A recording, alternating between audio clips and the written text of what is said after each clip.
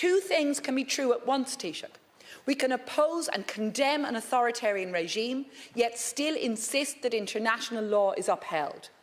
And indeed, when we see the erosion of democracy and creeping fascism in different countries across the world, it becomes all the more important for us to uphold the rule of law resolutely and steadfastly. And you must acknowledge that.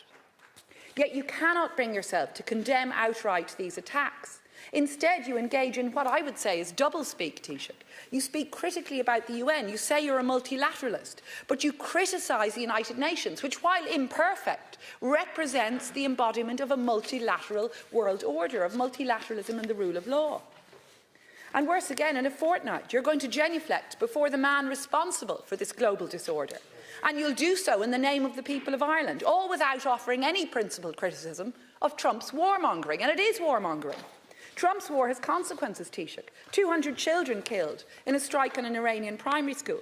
25,000 Irish citizens stranded, trapped in countries across the Middle East as they experienced appalling and illegal bombing by Iran.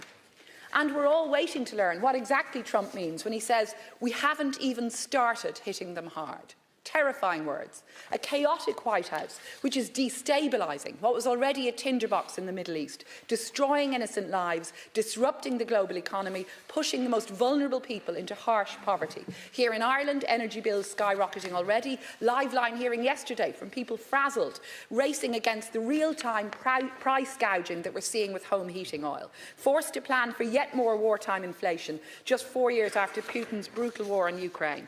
And we can't then credibly see you engage in plastic paddy pageantry, not while hiding behind vague language. So, Taoiseach, will you condemn the US and Israeli action as a breach of international law? And what are you doing to safeguard Irish citizens in the region and ensuring de-escalation? Hear, hear.